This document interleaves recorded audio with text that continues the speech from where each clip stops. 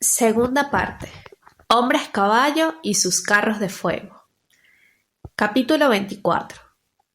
Hasaripal permaneció largo rato contemplando el rickshaw, como si tuviese ante sí a Ganesh en persona. Ganesh, el dios con cabeza de elefante bienhechor de los pobres, el que da la suerte y aparta los obstáculos. Veía su trompa en lugar de las varas y sus grandes orejas en lugar de las ruedas. Se acercó con respeto y pasó la piedra lunar de su sortija por las varas. Luego se llevó la mano al corazón y a la frente. El carrito que estaba allí, dirá más tarde, junto a la acera era un regalo de los dioses, un arado de ciudad para hacer fructificar mi sudor y dar de comer a mis hijos y a todos los míos, que esperaban en la aldea. Y sin embargo era un viejo trasto desvencijado que ni siquiera tenía permiso para circular. La pintura de la caja se caía a tiras, la banqueta de tela charolada tenía agujeros por los que asomaba la paja de dentro, varios arcos de la capota estaban rotos y las cubiertas de caucho que revestían las ruedas estaban tan gastadas que dejaban ver la madera. Bajo el asiento había una caja destinada a guardar los accesorios indispensables, una botella de aceite para engrasar el cubo de rueda de vez en cuando, una llave para apretar los pernos de las ruedas, el farol para iluminar durante la noche, el delantal de tela que se cuelga delante de la capota cuando uno lleva a mujeres musulmanas en pardá o durante los aguaceros del monzón para proteger a los viajeros. Si menciono estos objetos es porque mi amigo Ram Chander me los había mostrado en la caja de su rickshaw el día en que acompañamos al hospital al coolie herido. Pero la caja de mi carrito estaba vacía. Alguien debió de llevárselo todo cuando mi antecesor cayó muerto en la calle. Ram ya me había avisado. En Calcuta, si se pudiese robar el aire que se respira, no faltarían ladrones para robarlo. En la parte trasera de la carrocería, una placa de metal llevaba un número y unas inscripciones. Yo no comprendía lo que significaban, pero grabé el número en mi cabeza como un talismán, como la fórmula mágica que tenía que abrirme las puertas de un nuevo karma. «Ram, ¿has visto?», exclamé loco de felicidad señalando a mi amigo bienhechor el 1 y los 3 nueves de la placa. ¿Qué importaba si aquel número era falso? Solo contenía cifras nobles de nuestro calendario. Después de haberlo admirado largamente, me instalé entre las varas, las levanté con respeto y puse mis dedos en el lugar desgastado que habían soltado unas horas antes las manos del pobre infeliz a quien el número 1999 no había dado suerte. Empujé bruscamente hacia adelante y oí un chirrido de ruedas. Aquel chirrido se parecía al ruido tranquilizador de la rueda de molino al aplastar los granos de arroz de nuestra tierra. ¿Cómo no creer desde entonces en la bendición de los dioses? Además, aquel primer día de mi nueva vida era un viernes, el mejor de la semana junto con el lunes, porque según me había dicho Ram, se podía ganar más dinero a causa de la afluencia de gente, y era a comienzo de mes. A partir del día 15 parece ser que la gente se ponía tiesa como el tridente de Chiva. El buen Ram ya me había contado muchos secretos, enseñándome todos los trucos del oficio. Hay muchas clases de personas, me había dicho. Las hay amables y las hay que son unos cerdos. Las hay que te obligarán a correr, otras que van a decirte que te lo tomes con calma. Algunas querrán regatearte unas paisas sobre lo que cueste la carrera. Y si tienes la suerte de que suba un extranjero, puedes pedirle más dinero. Me puso en guardia contra los gundas, que, como muchas prostitutas, tienen la especialidad de dejar plantado al conductor sin pagarle. Y me advirtió: te conviene tener provisiones de aceite de mostaza para darte masajes, porque los primeros días los muslos, los brazos y la espalda te dolerán tanto como si todos los policías de Calcuta te hubiesen roto su lati en el cuerpo. Me quedé solo con aquella extraña carreta en medio de aquella ciudad desconocida y bulliciosa. Era aterrador. ¿Cómo orientarme en el laberinto de las calles? Deslizarme por entre los camiones, los autobuses, los coches que se echaban encima de uno en medio de un estruendo ensordecedor como las olas del mar. Estaba asustadísimo. Tal como me había aconsejado Ram, arrastré mi rickshaw hasta la parada de Park Circus para esperar allí a mi primer cliente. Park Circus era una encrucijada muy animada, donde se cruzaban varias líneas de autobuses y de tranvías. Había allí muchos pequeños talleres, escuelas y colegios, así como un gran mercado que frecuentaban las amas de casa de los barrios ricos.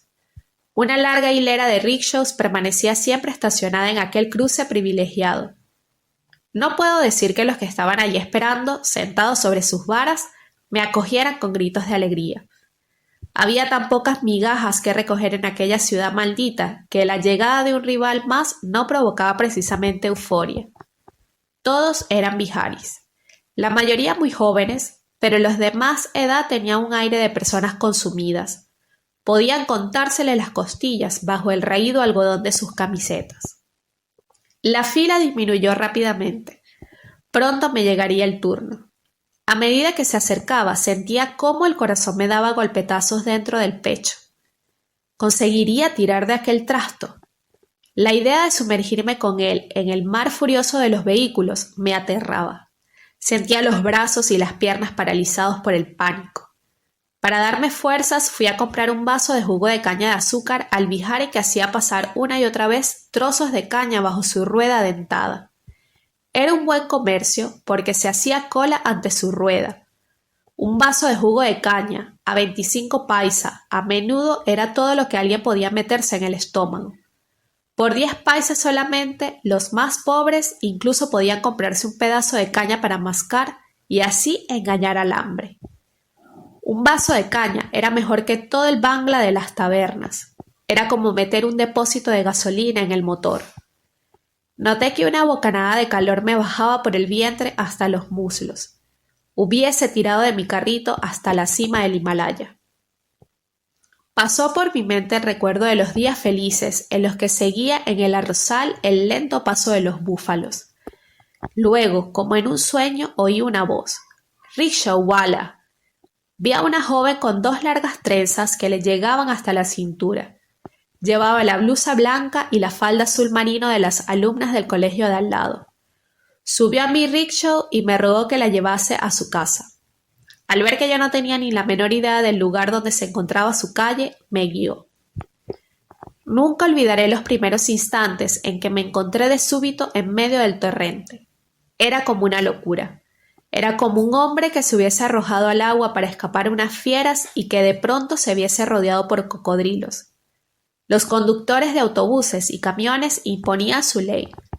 Sentían un maligno placer en aterrorizar a los rickshawwalas, rozándolos en medio del estrépito de sus claxones y de sus motores.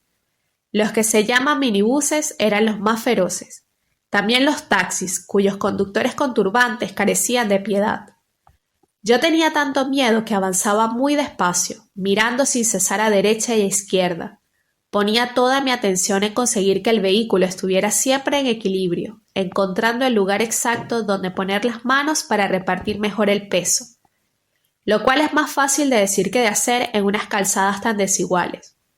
Para impedir que el carrito se meta en las zanjas, los hoyos, las roderas, las salidas de las cloacas y las vías del tranvía, se necesitan no pocas habilidades de acróbata y de navegante. Pero la trompa de Ganesh velaba por mi rickshaw durante esta primera carrera. Me libró de los obstáculos y me condujo a buen puerto. «¿Cuánto le debo?», preguntó la muchacha al bajar. Yo no tenía la menor idea. «Deme lo que quiera». Hurgó en su portamoneda. «Aquí tiene, 3 rupias. Es más que el precio normal, pero confío en que le dé suerte». Cogí los billetes y los apreté contra mi corazón, dándole gracias con efusividad. Estaba muy conmovido. Mantuve la mano así durante largo rato como para impregnarme de aquel primer dinero que había ganado tirando de un rickshaw en Calcuta. El contacto de aquellos billetes me dio como una bocanada de esperanza, la seguridad de que trabajando duramente podría conseguir lo que los míos esperaban de mí y ser su mergo, el que llevase la comida al pico de todos los pajarillos hambrientos de nuestra choza en la aldea. Mientras el dinero de aquella primera carrera quería que fuese para mi mujer y mis hijos, me precipité a la tienda del vendedor de gaja más cercano y, llevando mis buñuelos como únicos pasajeros, eché a correr hacia la acera donde acampábamos. Mi llegada provocó un tumulto inmediato. La noticia de que el morador de una acera se había convertido en un rickshawala había corrido de punta a punta de la calle como el ruido de un petardo del Diwali. Aunque mi carrito fuese el vehículo más habitual de Calcuta, los niños treparon por las ruedas para sentarse en la banqueta. Unos hombres probaron el peso de las varas. Las mujeres me miraron con admiración y envidia. Arjuna, dirigiéndose en su carro hacia la guerra del Mahabharata, no hubiera despertado más expectación. Para todas aquellas pobres gentes que, como nosotros, habían huido de su arrozal, yo era la prueba viviente de que siempre había alguna razón para tener esperanza. Aquella acogida me expolió más que un plato de pimentón. Volví a irme enseguida. Apenas había recorrido unos metros cuando dos enormes matronas me llamaron para que las condujera al Cine Inn de la Ganesh Avenue. Entre las dos debían de pesar más de 100 kilos y yo creí que mi rickshaw iba a hundirse antes de que las ruedas pudiesen empezar a girar. Se oyeron unos chirridos desgarradores y las varas temblaron en mis palmas como cañas en un día de tormenta. Aunque arqueaba mi cuerpo en todas las posiciones, no conseguía encontrar un equilibrio correcto. Era como un búfalo que tuviese que arrastrar una caza. Las dos pasajeras debieron de darse cuenta de mi incompetencia, porque una de ellas me ordenó parar. Apenas hubieron bajado, llamaron a otro rickshaw. Yo no sabía qué pimentón había comido aquel hombre, pero le vi alejarse un trotecillo sin más esfuerzo aparente que si llevase al Ganges dos estatuillas de Durga.